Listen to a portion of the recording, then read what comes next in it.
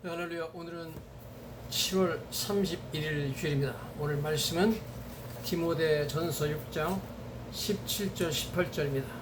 내가 이에 대해서 부한 자들을 명하여 마음을 높이지 말고 정함이 없는 재물에 소망을 두지 말고 오직 우리에게 모든 것을 후히 주사 누리게 하시는 하나님께 두며 선을 행하고 선한 사업을 많이 하고 나누어지기를 좋아하며 너그러운 자가 되게 하라. 아멘. 오늘 디모데 전서는 사도 바울이 에베소에서 목회하고 있는 자기 제자 디모데에게 보낸 편지입니다. 에베소라는 곳은 그 당시 굉장히 부유한 도시였습니다. 그래서 지중해 연안에 로마 천하의 가장 큰 무역 항구였습니다. 부자가 많았습니다. 그래서 에베소 교회 내에도 부유한 크리스천들이 많이 있었다고 보여집니다. 그래서 사도 바울이 디모데에게 그 너희 교인 중에서 부한 자들에게 이렇게 말하라 그러면서 교훈을 말하죠.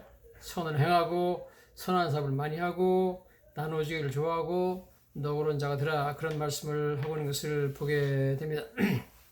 에베소는 지금의 터키에 있는 남서부에 있는 그러한 해안 도시죠. 무역항이었고요. 좀 올라가면 이제 그 흑해가 보이고 지금 전쟁이 일어나고 있는 우크라이나도 거기서 멀지 않습니다. 자, 그런 곳이었고, 에베소는 예수님이 탄생할 때, 즉 가이사 아구스토가 로마를 통치할 때 로마의 천하의 통치를 받고 있는 그런 지역이죠. 그 당시에 전성기를 이뤘습니다. 거기서 이처럼 무역의 중심지였기 때문에 뭐 엄청난 재물들이 거기 쌓이는 곳이었고, 뿐만 아니라 아데미 신전이라는 신전이 있어가지고 그 여신 숭배가 굉장했습니다, 아시아에. 그래서 그 아데미 신전이 세워진 중심부였습니다. 아데미 신전은 그리스에 있는 파르테논 신전보다도 훨씬 커서 4배나 컸습니다. 굉장히 컸고요. 너무너무 건물이 좋아가지고 고대 7대 불가사의 중에 하나였습니다. 인구는 한 25만 명 정도로 굉장히 큰 그러한 도시였습니다. 그래서 그곳에 아주 부유한 사람들이 많이 있었다, 그런 말씀이죠. 그래서 그 사람들 보고 첫째는 마음을 높이지 말아라. 내가 부자라고 해가지고 예수 믿는 사람은 마음을 높이고 교만해서는 안 된다. 정함이 없는 재물, uncertainty, 뭐 언제 날아갈지 모르는 재물을 가지고 소망을 두지 말고 오직 우리에게 모든 것을 후히 주시고 누리게 하시는 하나님께 소망을 두라, 그렇게 말하라. 그러고 너희가 가진 재물을 가지고 선을 행하고 선한 사업 많이 하고 나눠주기를 좋아하고 너그러운 자가 되라, 그렇게 가르치라고 말씀을 하고 계신 것을 우리가 보게 됩니다. 자, 어느 목사님이 캘리포니아 사시는데 글을 써놨어요. 근데 여러분 알다시피 캘리포니아에는 그 산불이 자주 나잖아요. 무섭게 나더라고요. 산불이 나는데 캘리포니아는 사막 지역이기 때문에 1년에 뭐 비가 조금밖에 안 와요. 그래도 풀은 자라고 나무는 자랍니다. 산에 풀도 있고 나무도 있는데 그 우기에 조금 자랐던 풀과 나무가 완전히 말라가지고 있을 때 불이 나고 그 다음에 강풍이 불면 와, 걷잡을 수 없는 속도로 산불이 지나가면서 그 집과 나무 풀을 완전히 태우는 것을 보게 됩니다. 제가 지난번에 몇 년 전에 캘리포니아 산불이 크게 났을 때 마침 제가 LA 가가지고 친구 목사님이 저보고 가서 산불 구경하러 가자 그래서 차 타고 갔는데 막 정말 산불이 막 타면서 막 지나가는 것을 봤습니다. 그래서 막 전봇대도 막 타서 막 위에만 당근에 남고 산꼭대기 있던 저택들이 막 타고 막 그런 걸 봤습니다. 근데 이제 지금은 다들 핸드폰, 뭐 스마트폰이 있어가지고 나라에서 위급한 상황이 생기면 핸드폰에서 막 빵빵하면서 경고음이 나오죠.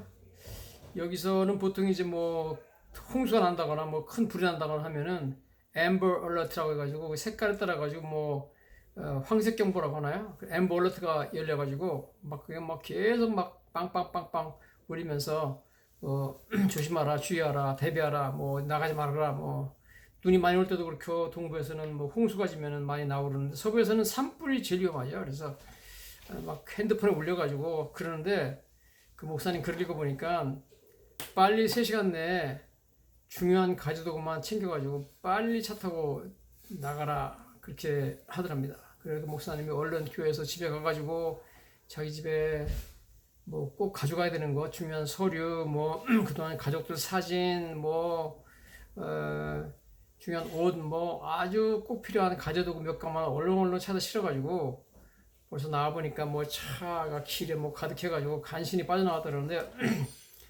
빠져나오면서 그런 생각을 했답니다. 이게 몇 시간 후에 벌써 불이 지나가서 가보니까 다 타버리고 자기 집이고 뭐 가져두고 다 없어버렸는데 우리도 언젠가는 생각지 못한 시간에 지구를 떠나게 되는데 내가 지구를 떠나면 모두 다 불타버리고 소용없는 것인데 끝까지 나와 함께 있을 것이 무엇인가? 내가 가져갈 수 있는 영원한 것까지 가져갈 수 있는 중요한 빼먹어서 안 되는 가장 중요한 재산들은 무엇인가? 그런 생각을 해보았다고 합니다. 여러분 언젠가 우리는 다 지구를 떠나야 됩니다. 급히 차를 타고 중요한 가져두고만 싣고 그 다음에 불길을 빠져나가는 사람처럼 우리는 이 세상을 떠나야 합니다. 과연 이 세상에 내가 쌓아놨던 모든 재물들이 무슨 소용이 있을까요?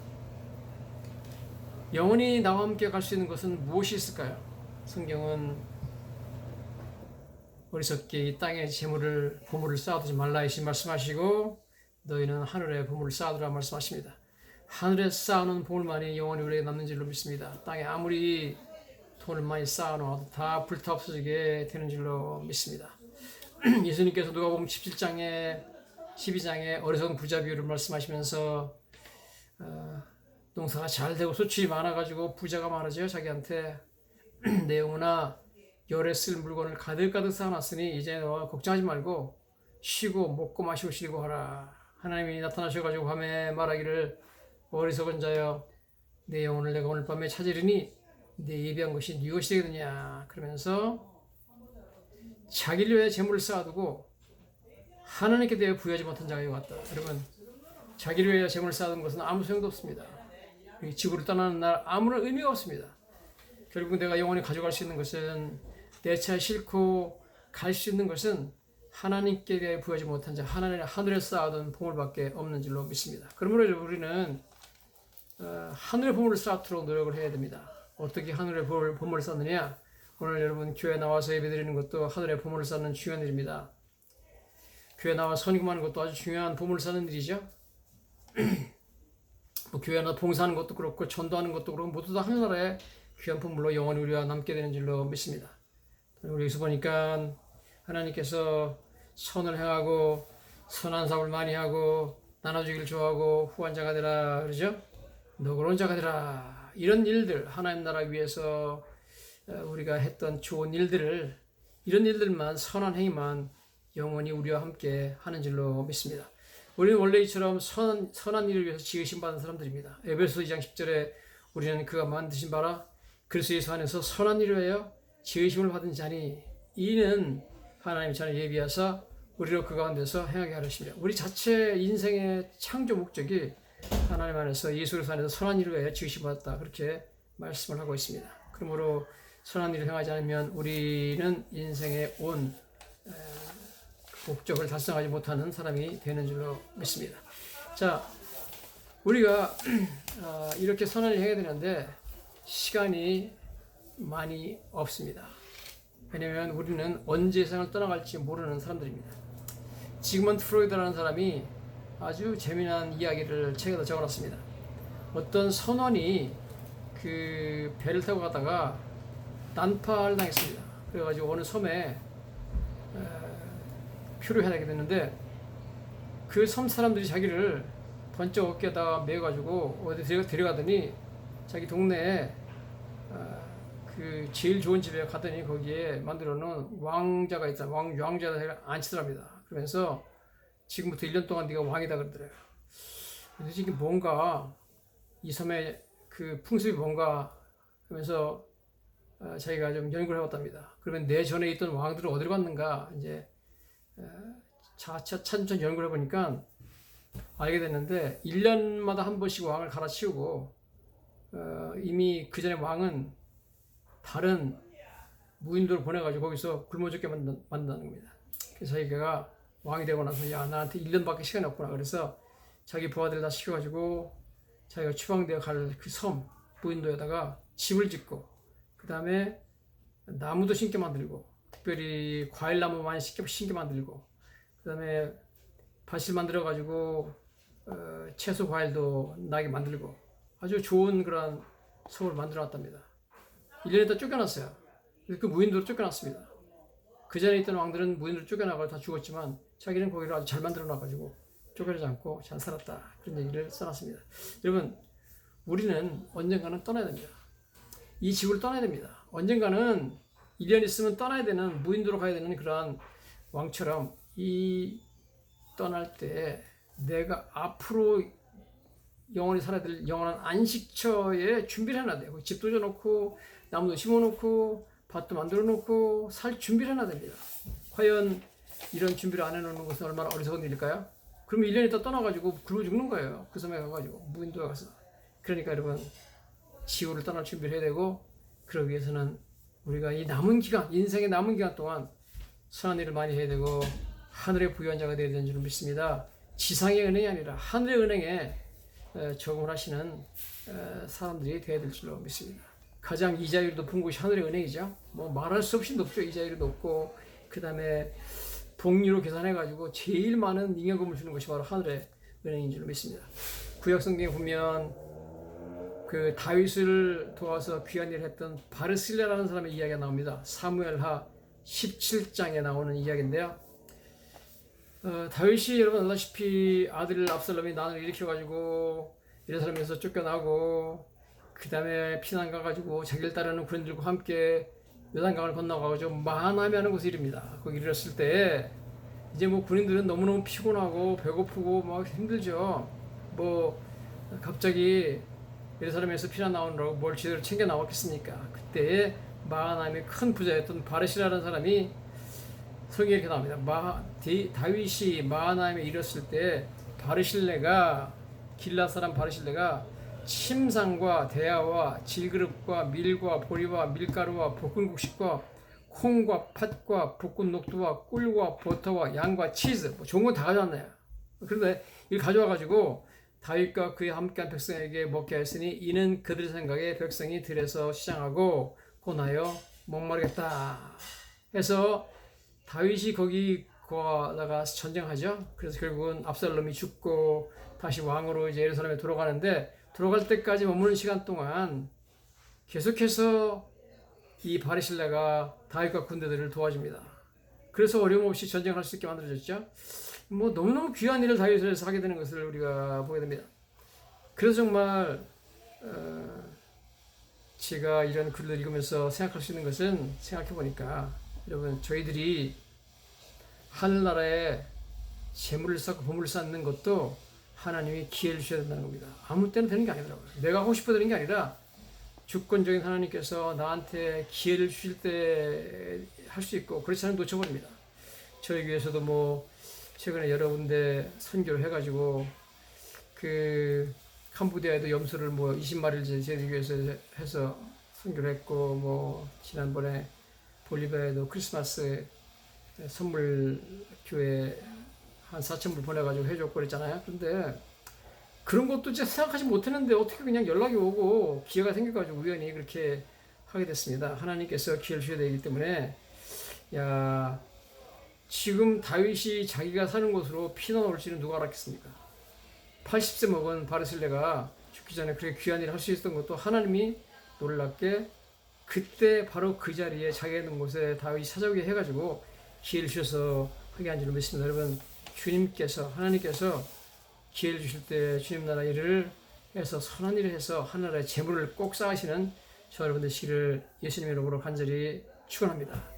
바르실레가 다윗을 도와준 것은 굉장히 위험한 일이었습니다. 만약에 다윗이 패전하고 압살롬이 정권을 잡으면 바르실레 가족들은 전부 다 뭐 처형당하죠.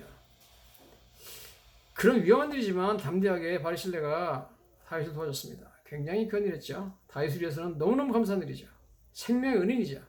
그 다음에 엄청난 돈이 많이 드는 일이었습니다. 다윗 한 사람만 먹여 살리는 게 아니라 다윗과 그 모든 군대를 먹여 살려야 되니까 보통 일이 아닌데 이 엄청난 일을 다윗을 위해서 했습니다. 하나님 나라에서 너무너무 귀한 일, 하나님 사랑하는 그 왕을 위해서 너무 귀한 일을 했다는 것을 보게 됩니다. 전쟁이 끝났습니다. 예루살렘으로 돌아가려고 요단강을 건너가려고 그러는데 다윗이 바르실레에게 그럽니다. 감사한 표시로 은혜를 갚으려고 합니다. 왕이 요단에 건너가려고 할 때 왕과 함께 바르실레가 왔습니다. 그래서 바르실레 보고 같이 우리 건너가서 예루살렘으로 가자. 내가 예루살렘에 가가지고 당신을 잘 모시겠습니다. 그랬습니다. 그랬더니 바르실레가 하는 말이 왕이여 내가 나이가 80인데 지금 뭐 좋고 흉한 것을 분간할 수 있으며 음식의 맛을 알 수 있사오니까 내가 뭐 노래하는 남녀들의 노래를 뭐 듣고 즐길 수 있는 그런 능력도 없습니다. 그냥 총을 돌려보내세요. 내가 내 고향 부모의 묘 곁에서 죽으려 합니다.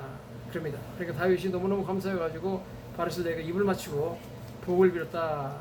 그리고 예루살렘에 갔습니다. 그때 그 바르실레가 자기 아들 김함을 추천합니다.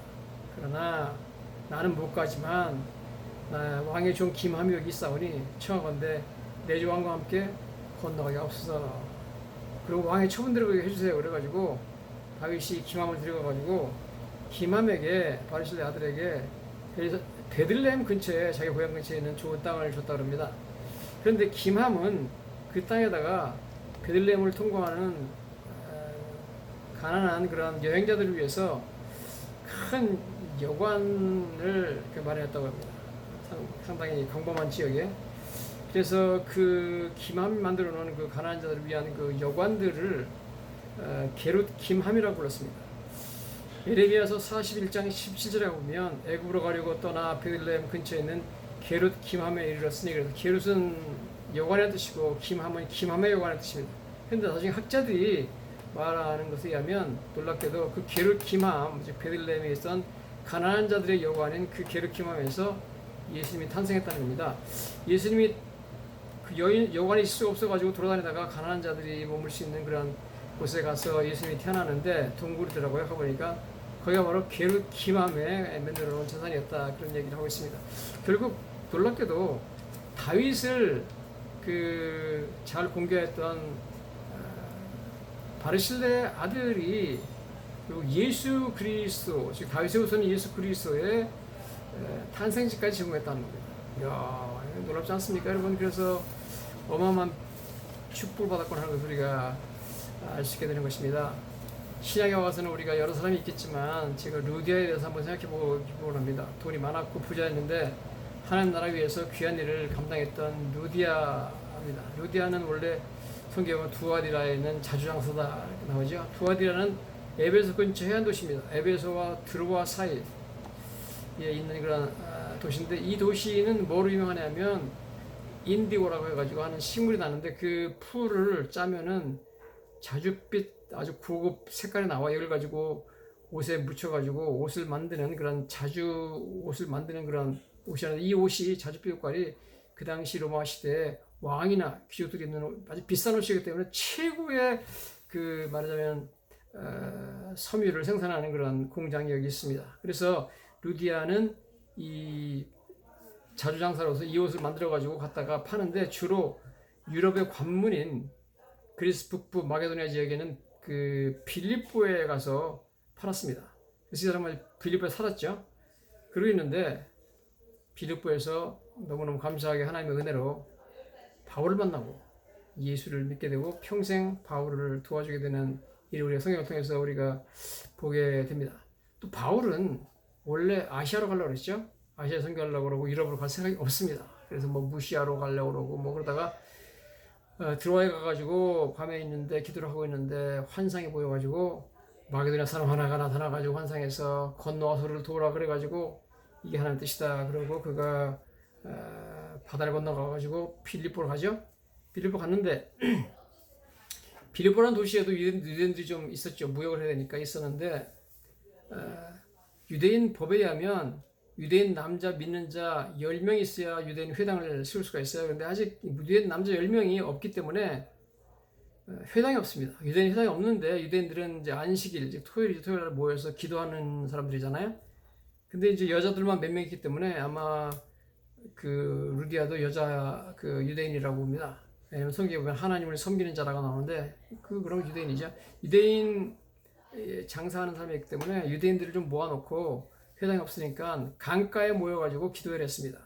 그런데 사도 바울이 그 당시에 혹시 오늘 유대인이 여기 있다면 유대인 회당은 없는 것 같고 믿는 유대인들이 모여서 기도하는 데가 있을 것이다. 아마 강에서 하지 않을까. 그래서 강가에 가봤더니 거기 정말 여자들이 모여서 기도회를 하고 있다 이거죠. 그래서 가서 복음을 전했더니 그 중에 하나님께서 유대의 마음을 열어가지고 사도 바울의 말을 믿게 하고 예수 믿고 나서 바로 그러죠.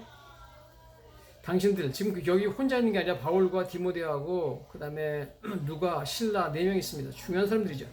이 사람들 보고 당신이 나를 주를 믿는 자로 알거든 우리 집에 와서 머물라 그래가지고 자기 집에 이 4명의 남자를 초청해가지고 강고나에 머물겠습니다.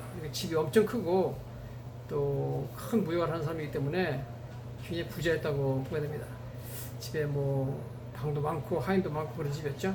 어쨌든 이래가지고 그 루디아가 사도 바울을 섬기는데 그 이후에 이제 그래서 빌립보의 교회가 탄생하게 되고 나중에 보면 기원주의로 보면 두아디라 교회도 있습니다. 자기 고향에도 교회가 있는데 그것도 루디아가 교회를 만들지 않았나 그런 생각이 드는데요. 자 그런 일을 하고 자기 재산을 가지고 귀한 일을 많이 했죠. 그래서 평생을 사도 바울 선교를 도와주는데 사도 바울이 전 세계 복음을 전파하고 유럽 전체에 복음을 전파하는 이 귀한 일을 감당했는데 그 배후에는 이 루디아와 빌립보 교회의 도움이 지대했다. 굉장히 중요한 역할을 했다는 것을 우리가 보게 됩니다. 자, 이제 루디아가 중심이 된 빌립보 교회가 그 하나님의 선한 일을 하게 되는데 우리가 보면 보세요, 여러분. 루디아가 바울을 만나게 될지 어떻게 알았겠습니까? 아무 생각 없이 아무것도 모르고 그냥 강가에서 기도하고 있는데 하나님이 바울을 자기한테 보내주신 거예요. 여러분, 그러므로 그래서 사도 바울은 위대한 사람 만나게 되고 그한테 세례받게 되고 복음을 믿게 되고 그 다음에 그를 도와주게 된 거거든요. 하나님의 선한 일을 할 수 있는 기회, 하늘나라의 부자가 될 수 있는 기회, 하늘나라에 재물을 쌓는 기회도 하나님 주셔야 되더라고요. 여러분, 그래서 내가 하나님 나라 귀한 일을 하게 될 기회가 오면 야, 하나님이 나한테 기회를 주셨구나. 감사하다. 이것도 은혜입니다, 여러분. 하나님 나라에 재물을 쌓을 수 있는 것도 하나님 주시는 기회요, 은혜인 줄로 믿습니다. 성경에 보면 3가지 면으로 그 루디아가, 그 빌립보 교회가 사도 바울을 도와주는데요. 물론 첫째는 이렇게 헌금으로 도와주죠. 성경 보면 그 헌금을 해가지고 그 여러 번 도와주는 것을 보게 됩니다. 그래서 빌립보서에 보면 사도 바울이 빌립보서는 기본적으로 너무너무 사도 바울이 감사해서 그 교회에 편지를 보내는 것을 우리가 보게 됩니다. 여기 보면 빌립보 사람들아 너희도 알거니와 복음의 시초에 내가 마게도냐를 떠날 때 주고받는 일에 내 일에 참여한 교회가 너희 외에 아무도 없다. 오직 이 빌립보 교회만 루디아를 중심으로 된 이 교회만 계속해서 사도 바울을 도와줬다는 거죠. 데살로니가 있을 때에도 너희가 한두 번 아니라 2번이나 나의 쓸 것을 보냈도다. 자, 그리고 사도 바울이 나중에 로마의 감옥에 가셨을 때도 계속해서 10여 년간 사도 바울을 도와줍니다. 선교로 사역을 도와주는데 심지어 자기 교회 빌립보 교회 목사인 에바브로드를 통해 가지고 보내가지고 여러 가지 쓸 것을 감옥에 있는 사도 바울에게 보내주죠. 이 성경에 보면 내게는 모든 것이 있고 풍부한지라. 빌립보서 4장입니다. 에바브로드 편에 너희가 준 것을 받음으로 내가 풍족하니 이는 받으실 만한 향기로운 제물이요 하나님을 기쁘시게 한 것이라. 에베소 4장에 가보면 4장 여기 15절부터 18절에 이렇게 계속해서 한 10여 년간 빌립보 교회가 사도 바울이 나중에 로마에서 처형당해서 순교할 때까지 계속 사도 바울을 도와주는 걸 보게 됩니다. 그래서 여러분, 첫째는 물질로 도와주고 두 번째는 기도해줬던 걸 알게 됩니다. 성경 보면 빌립보 1장 5절에 너희가 첫날부터 이제까지 복음을 위한 일에 참여했다. 그러면서 너희가 참 어려운 가운데서도 이렇게 나를 위해서 기도해 주는 것에 대해 감사하죠. 빌립보 1장 19절에 이것이 너희의 간구와 예수 그리스도 성령의 도우심으로 나를 구원에 이르게 할 줄 안다. 너희가 나를 간구했다. 간절히 사도 바울에게 기도했습니다. 물질로 도와주고 기도해주고 그 다음에 여러 가지 격려줬죠. 그래서 에바브로드를 보내가지고 격려주고 큰 격려를 줍니다. 그래서 사도 바울을 위해서 물질도 보내주고 격려주고 기도해주고 이런 식으로 선교를 도와주는 것을 우리가 보게 됩니다. 이런 귀한 일을 감당했는데 루디아가 중심이 되죠. 루디아는 이처럼 부환자였지만 성경에 있는 것처럼 정말 선한 일을 힘쓰고 선한 사회에 힘쓰고 그 다음에 나눠주고 그 다음에 노고로운 일을 많이 하고 특별히 하나님 나라 위해서 귀한 일을 감당한 그런 하늘나라의 부유한 그런 여인이 되었던 것을 우리가 보게 됩니다. 그래서 여러분 부족하지만 저 여러분들도 잠시 떠나갈 이 세상을 살아갑니다. 언제 떠날지 모릅니다. 남은 여생 얼마인지 모르지만 그동안 땅의 재물을 쌓는 사람이 아니라 하나님의 기회 주시는 대로 하늘나라의 재물을 쌓는 진정한 현명한 자가 되고 지상에 이 다 없어지고 불타 없어질 이것에만 투자하는 어리석은 자가 되지 않는 저 여러분들 시기를 예수님 이름으로 간절히 축원합니다.